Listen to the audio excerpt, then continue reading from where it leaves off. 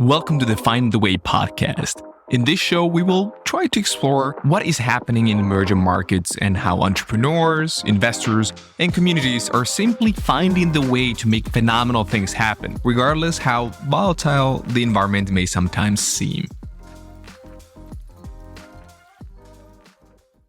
Hello, everyone. I'm super excited to present to you today to Ali Jamal. Ali is the founding partner of Tech Ventures. They are an investment syndicate with a large presence in emerging markets and especially in Latin America. Ali studied economics and statistics at Stanford and started his career in Tech M&A before getting hands-on operating experience as a data scientist. Ali spent the last 10 years in various product and growth roles at companies like Zynga, RockYou, Agoda, Rappi, and most recently at PayClip, which is one of the LatAm's fastest growing FinTech companies. Welcome, Ali, to the show. I'm super excited to have you over here. Your vast background in emerging markets, it's going to be very intriguing to get your thoughts into the show. So welcome. Yeah, thanks for having me. Really excited to be here. Would you be able to give first a little intro to who is Ali? You've been operating the game for a while and just spread the info. Yeah, sure. I'm originally from the U.S. I actually grew up in the Midwest and then did my undergrad and master's at Stanford. Started my career as an investment banker doing mergers and acquisitions, then made the jump into technology companies, worked as a data scientist for 3 years, and then ended up becoming a product and growth person. And I've spent the last decade doing that. Ended up most recently leading growth for a couple of different unicorns in Latin America and living and working in Latin America. And when the pandemic hit, decided to kind of focus more on early investing just to kind of keep up as a side project. And it went really well. And so it became more and more of my time. And then eventually I left my job to focus on it full time. Nice. And currently then you are leading a syndicate, right? That is Yep. focusing on the whole world, being industry agnostic. Can you also elaborate a little bit on that? Yeah. So I'm investing through a syndicate called Tech Ventures, which I started in July of 2020. The idea was let's be people's first checks. When you're a firm and you're writing these early investments, it's a little harder and they're very risky. But if we can syndicate it, we as a group can probably feel more comfortable coming in very early and help out these startups with our collective knowledge and experience. Yeah. And can you just quickly define and demonstrate what is a syndicate for the audience members who do not know what is a syndicate? Sure. So, typically the way a lot of investment firms work is they go out and they raise capital and then they go in and deploy it. The way the syndicate kind of takes a unique approach is that I present these deals to the group and each person can go and evaluate the deal on their own. They can invest as little as $1,000 US or up to, as much as they want. And all of our money gets pooled together in this special vehicle that can then go and invest in these startups on our behalf. So it's an interesting mix between, venture and kind of early stage investing where each person is getting a chance to decide which deal they want to put their own money into and which companies they want to help. Absolutely. And what are the typical check sizes that you're then pulling together for these early stage ventures? Yeah. So, typically it's 200 to 300,000 across the, from the group as a whole that's getting deployed into these early stage startups. Yeah. And how many people are investing in your syndicate roughly? Yeah. So we have roughly 4,000 LPs and, in any given deal, 100, 200 of them might be participating. So it just depends, on the deal and what they like and how comfortable they feel with everything else that's happening.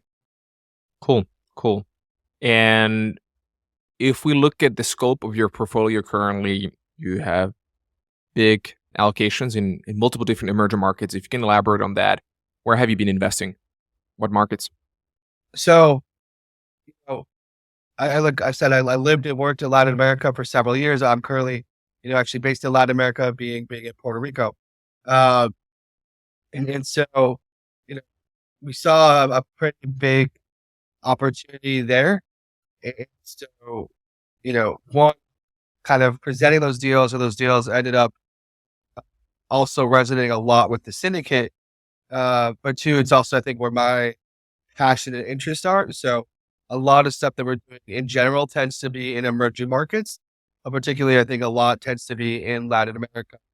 It's also, I just know a lot of founders and have been able to, serve as a mentor or advisor to different accelerators, different other, programs, and a lot of the startups in the region.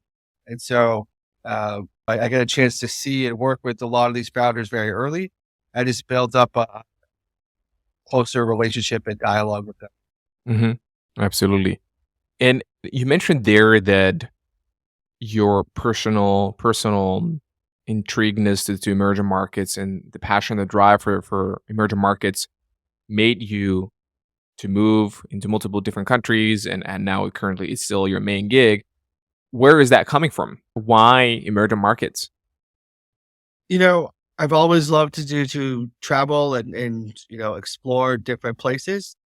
But I think it was really when I started living abroad that you really kind of saw more of the day-to-day uh, issues in life.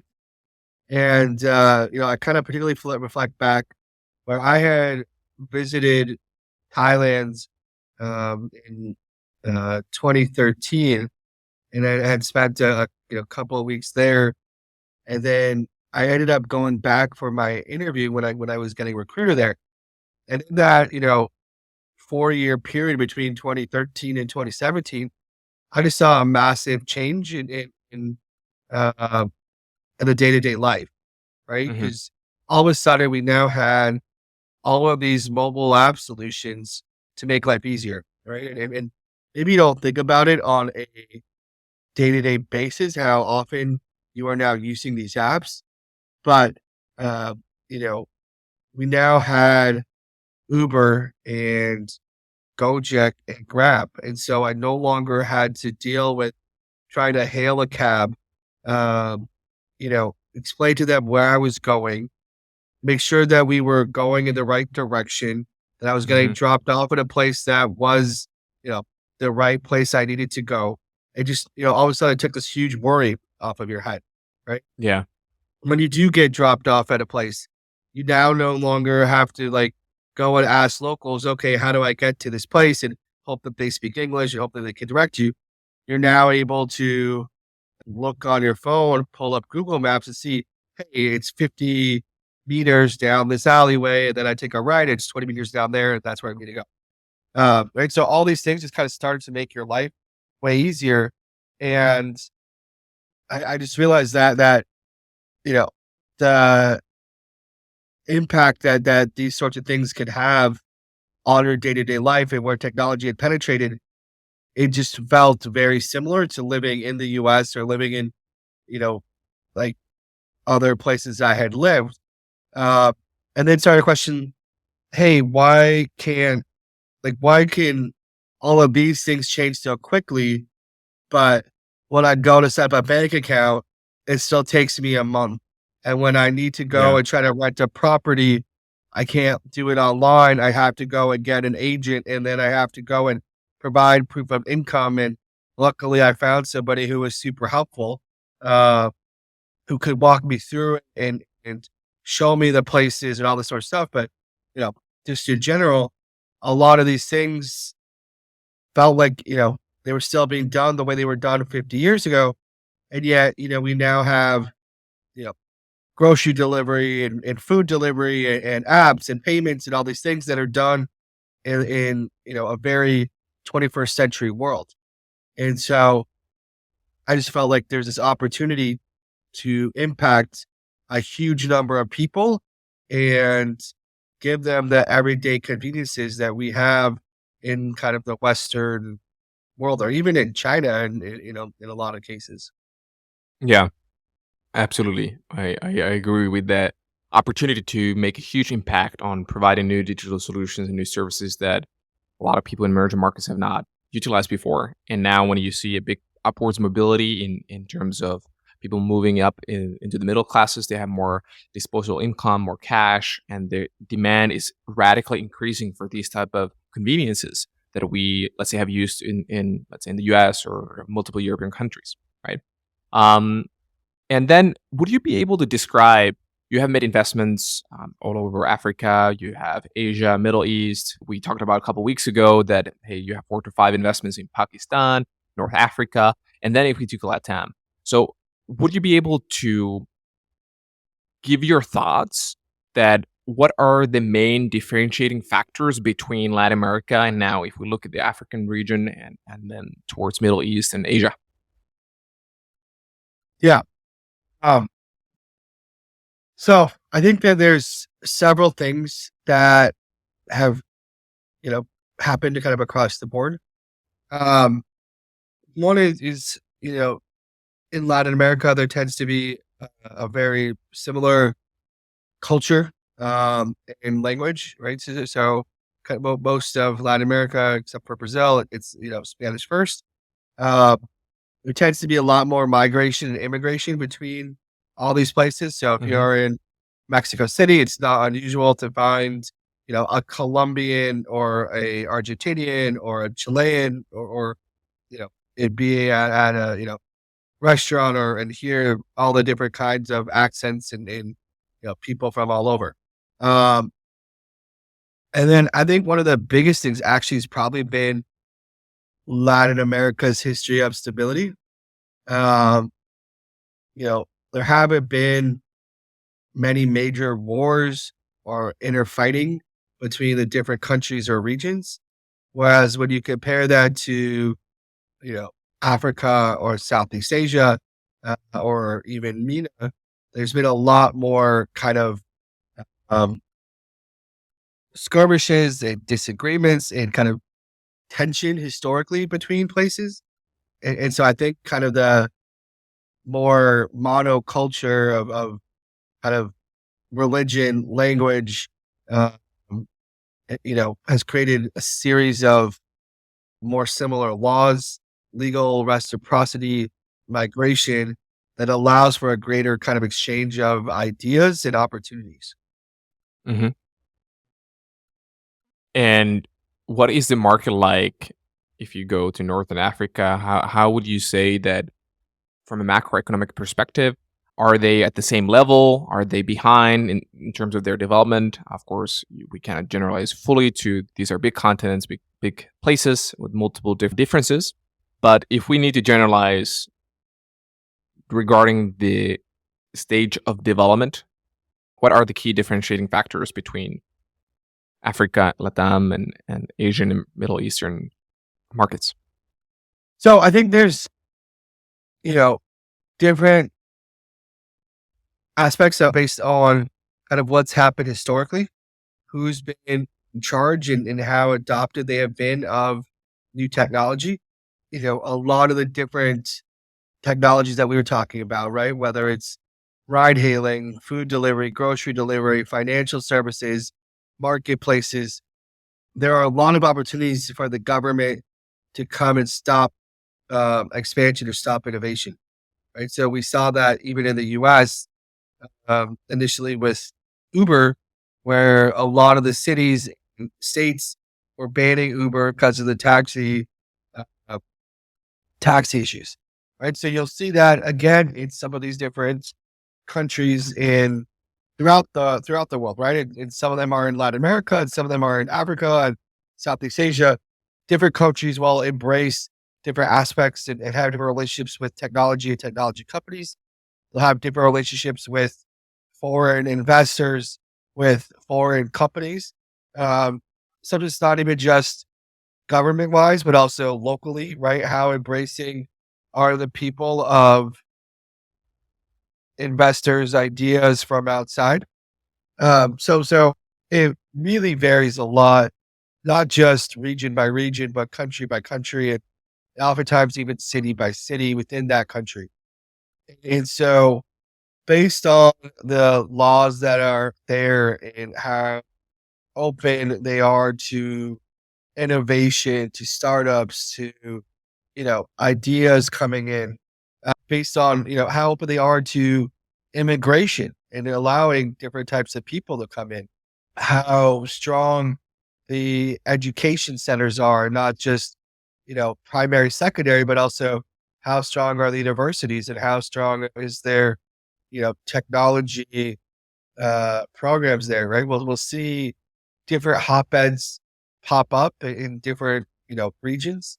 So when you think about Latin America, there are countries that are kind of further ahead and some that are still struggling to adopt to innovation or adopt to the changing landscape.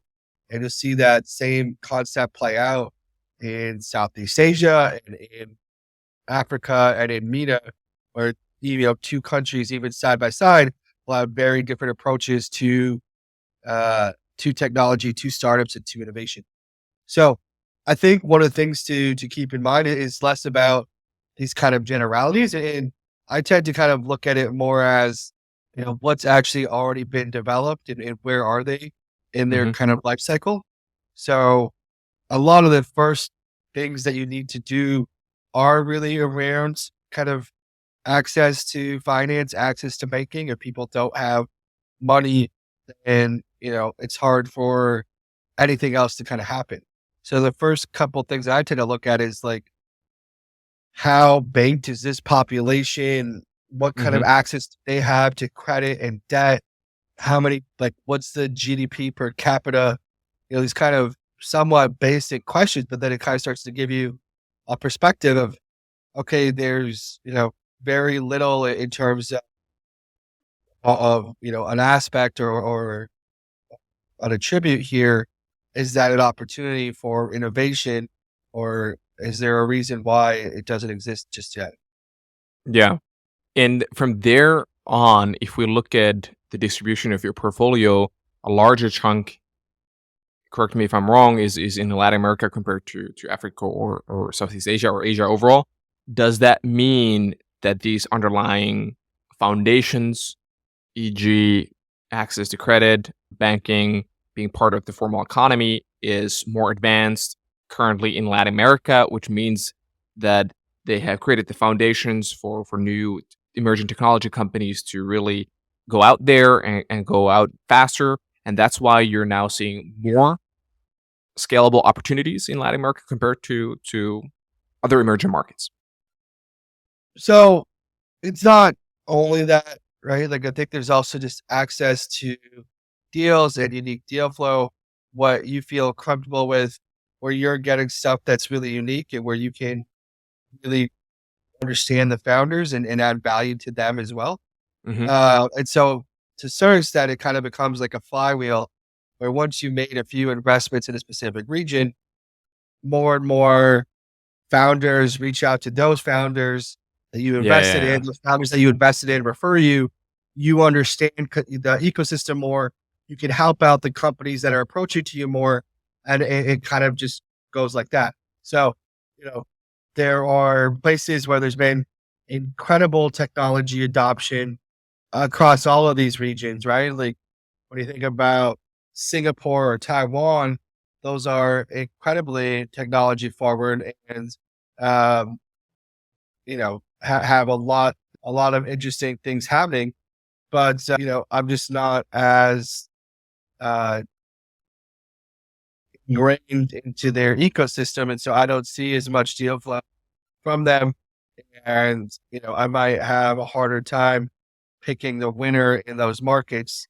Each each place has its own cultural nuances. It's each way of presenting things, right? So even just something as simple as how you speak about your business, how you present the idea and the concept can vary a lot, even between, even just within Latin America, right? Colombian founders present themselves one way, and Argentinian founders present themselves another, and understanding those nuances and why this person might say this thing and that person might say something differently, um, is something that I'm, you know, trying to understand more because you don't want to misjudge something just based on, some sort of cultural mistake. Absolutely, and that is super fascinating that you mentioned that how the founders are presenting themselves, and it varies a lot based on what country they come from. Do you have any examples to describe to the audience that, let's say, what do you have faced from Colombia versus Argentina versus to Mexico? Because a lot of the audience members have no clue.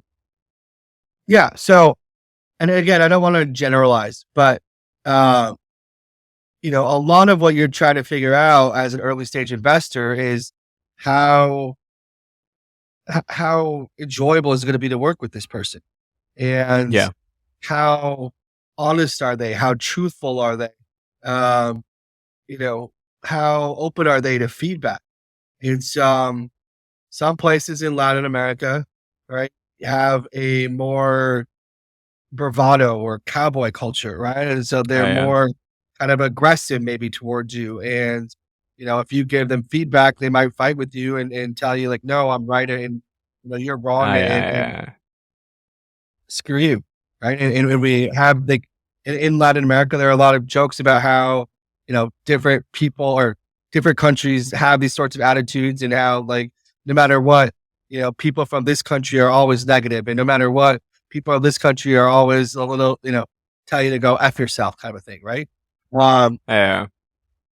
and so as you're spending time with these founders and, if that founder is like super pessimistic and negative and you don't realize that that's in context of that's kind of the culture that they are a part of, Yeah, um, you could be making a statement or it might be harder to judge their character as a whole, because of that. So part of what I try to do is just understand overall what's happening and talk to more and more founders. And, you can kind of start to get a better sense of how these regional components are taking place. But also, investing with other people who understand more of the culture and you ask them like, hey, this guy or girl, seemed hostile, you know, is that real? Or this person didn't know didn't know these answers and seemed, like they were nervous. And, some will be like, oh, they seem nervous because they're not actually that strong in English. And so, they're probably like nervous because of that. And when I asked them questions in Spanish, they were totally fine. And then yeah, sometimes it might be, no, that guy's just a dick. Right. And you just never yeah. know. Um, and so, part of it is trying to figure out, are these people that I can work with and I can add value to, and that I think are going to do something meaningful. Absolutely, absolutely. And from there, if we bounce a little bit back or do some comparisons, you were groomed in Silicon Valley at the heart of technology. A lot of, especially in Latin America and all over the world, people are just desperately craving to get into that game, get into the major leagues. You were there, you played the game for quite a while over that on that end, and then now you have completely shifted your focus towards emerging markets, and now if you focus on Latin America, what are you seeing still as the key differences between Silicon Valley, if we just put in more context on the capabilities and the teams? What differences are there? Where are the LatAm companies founders better, or where are they lacking compared to Silicon Valley? So I think one of the biggest things is just the desire to solve real problems. Um, like I said, I worked in the Valley for quite a while. Before I ended up taking the job at Agoda, I was kind of looking around and interviewing at a bunch of different companies. And I ended up interviewing at all of those kind of like stereotypical Valley companies, right? Like a pizza delivery robot company and, Yeah. um, all these things that just didn't really seem to add much real value, at least in my mind, into the world. Um, I interviewed at multiple gift companies, right? That make it easier to, integrate GIFs into WhatsApp messages and stuff. And it's like, okay, that's, you know, pictures worth 1,000 words, but is this worth the next 5 years of my life? And Yeah. ultimately, I couldn't commit to just working on GIFs for 5 years. And for those that can and really think it's valuable, I don't mean any disrespect, but when you look at things and the companies that I was able to go and work with after living in these other markets, just the impact of them, regionally and in real people's lives was just so much greater. Where like I really think these companies in these emerging markets are transforming the ecosystem in such an incredible way and are solving problems for everyday people and giving jobs to everyday people. Um, Creating opportunities, like we were talking earlier, like creating opportunities for people to save money, right? Creating opportunities for people to earn additional salary, to invest that money in their future, their children's future. Um, ability to buy your first house, or your Yeah. first apartment. Like these things in my mind are just much more transformational. So, you know, when you're looking at it, I could spend my time going and making things, you know, 10% better for the top 1% of the population in the valley and go and create some NFT project or some whatever that doesn't really have that much of a real world impact. Or, you could spend your time going and trying to get this 90% of the population in Latin America that doesn't have access to credit or debt, a new credit or debt solution. You can try to get, the, you know, 75% of the population in Egypt that's still unbanked access to banking services. Right? Yeah. There's just these huge populations that are, neglected or ignored by the people with money in Silicon Valley. And, they like to talk about how much innovation there is, but how much does that innovation actually impact people's lives? Yeah. So, I think what I've seen with these Latin American entrepreneurs is they've done a much better job of looking out and solving real problems and coming from that scarcity mindset, building something meaningful, building something with positive unit economics, building something that's sustainable. And again, it's not every company. We have our own cases of things that, are risky or that have issues. But as a whole, right, I think, and this is true across all of the emerging markets in my mind, there's just a much greater impact to, that is possible. If I'm going to put my money into something and that, I would much rather have that impact of actually making a difference. Right. And don't get me wrong. I think there's still this amazing financial opportunity here as well. The financial opportunity is from enabling people and Yeah. from really making the world, in my mind, a better place. And that's how I view the world and how I want to make the world a better place.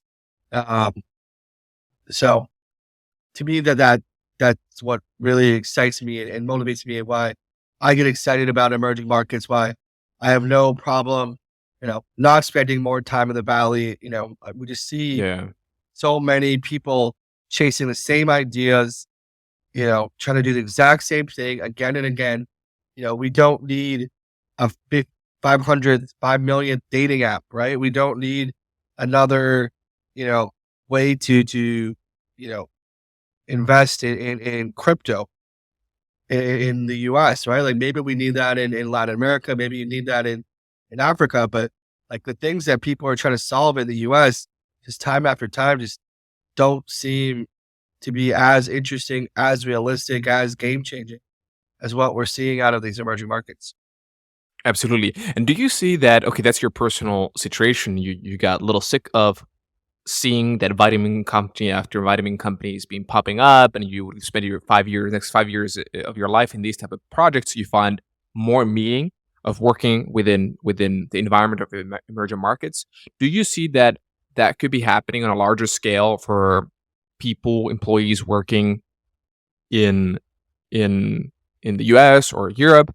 Just asking this because I see still a big risk currently, especially in Latin America, is that yes, there are more and more companies, more meaningful companies being founded, but there is a huge lack in terms of capabilities to how to scale the companies, let's say post Series A.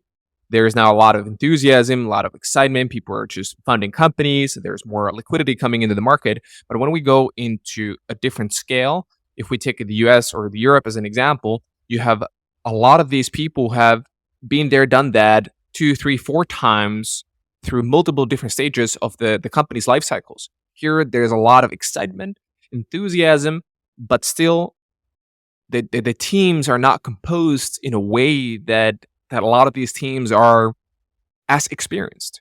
So my question to you is that do you believe that Latin America and emerging market companies can attract the talent from the traditional Western countries to work on their missions? That would be hugely helpful also for the scaling process of these emerging market companies. So, I mean, I did it, right? Like I went and I worked in these other markets and Yeah, maybe I'm crazy and weird, but, I wasn't the only one, right? When I was at Agoda or at Rappi or at PayClip, each of those companies had other people that had, worked at top tier US companies or top tier global companies that had come and been recruited. I think, you know, you don't end up having that really at the junior levels as much. hmm You end up having that more on the senior levels. And when it comes to, the scaling, the organization, the structure, that's where I think that the experience with people that have previously been there could be incredibly useful. But when you think back, right, like, okay, yes, the US has that now and has all these people that have done, different startups and have taken companies public and worked at unicorns or whatever. But 20, 30 years ago, the US didn't have it either, right? The US had True. to figure this True out. that. The Europe had to figure this out. Um, and there weren't people there to guide them.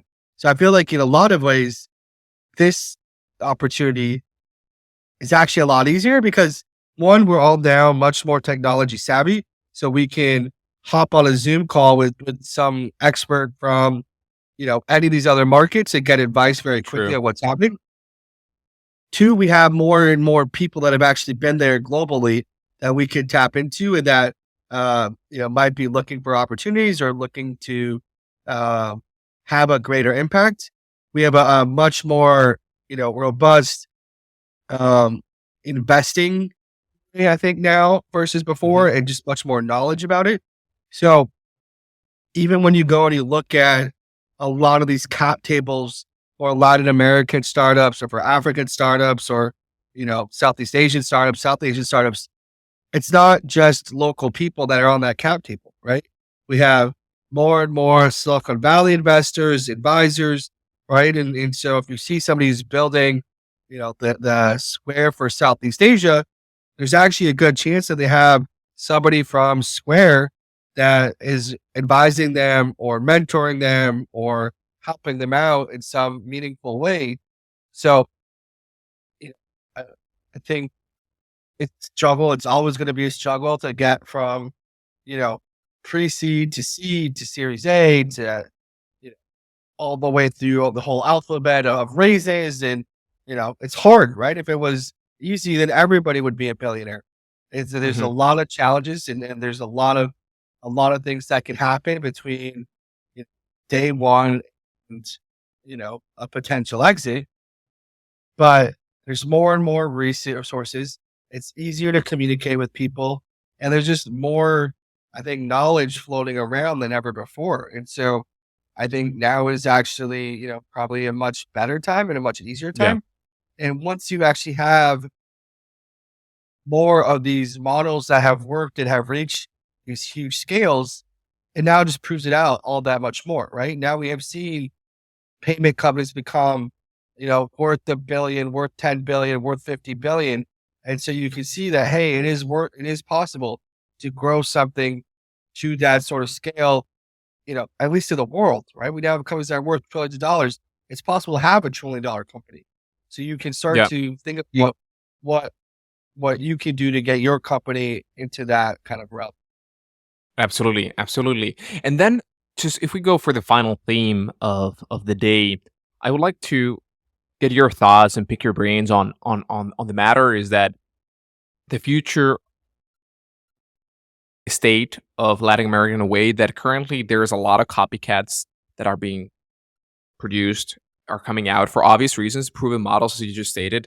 Proven models, they're going to pick out those models that have been applied in elsewhere around the world. They're bringing that, let's say, into Latin America or other emerging markets, especially FinTech. Great. That's going to be the first step. And it's going to provide a lot of scale, a lot of good things for the ecosystems in emerging markets.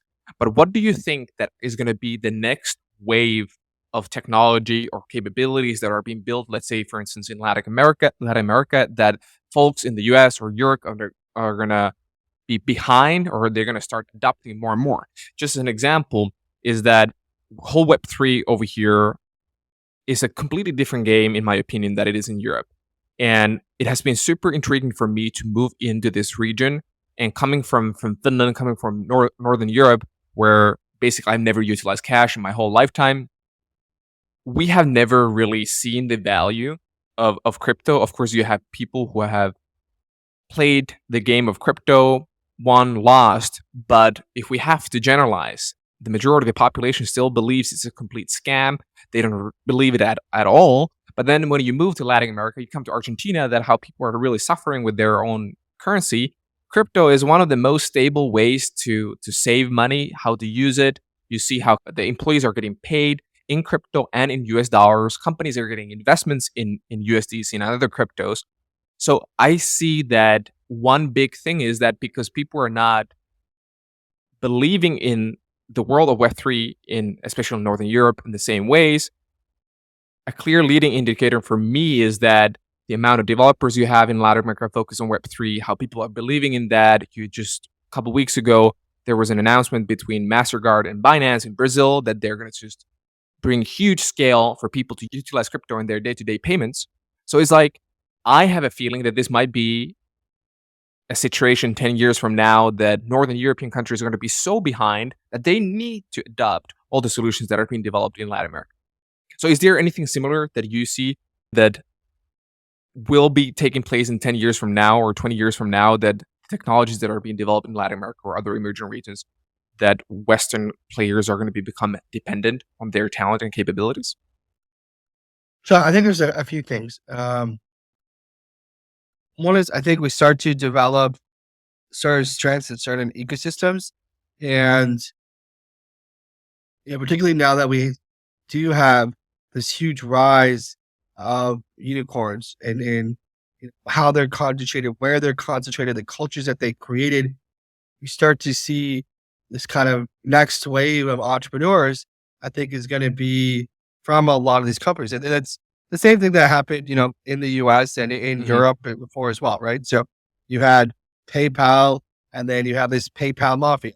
So I Yeah. think we're going to start to see the future mafias, that get created, where you have a bunch of people who knew each other, who worked closely with each other over the last 4 or 5 years, go out, start their own companies. They saw how things scaled. They saw how things grew, and they're going to be having bigger, bolder, ideas. And when you look at all the things that kind of came out of, that initial PayPal group, I think we're going to see that replicated in Latin America. We're going to have similar things, I think, in Southeast Asia and Africa, where you have people that have seen things grow and know the playbook, and can replicate it well. So that's kind of the initial thought is I do think there are going to be these kind of really great ecosystems developed as the alumni of these companies. Mm-hmm. And then the next thing I would say is, once you do have one of these big, huge companies that ends up having a global solution, it kind of creates its own ecosystem around there.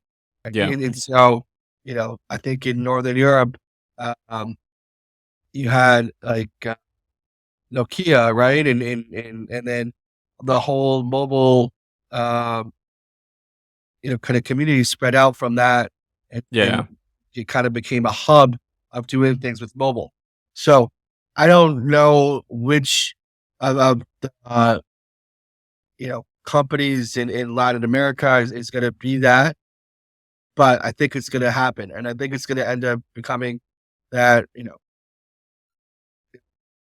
Sao Paulo's really known for one thing, and there's a ton of companies that are kind of doing that in that area. And then Mexico City might be known for something else, and Buenos Aires might be known for something else. True. So I True. think what will end up happening is you'll end up getting, and the same thing happened in the US, right? To a certain extent, where you have a lot of the pure technology is based in San Francisco, but then you end up having these hubs on the East Coast for healthcare, like in Boston, and you end up having Correct. all the stuff, kind of in logistics in Seattle because of Microsoft and Amazon, and you have a lot of SaaS space there too, right? So wherever you kind of start to see these different kind of hubs and centers start, then it kicks off alumni and more and more people get excited to get drawn to those areas.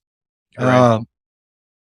So I definitely think that Latin America is going to have 2 or 3 of these kind of global centers, and it could be around, Web3.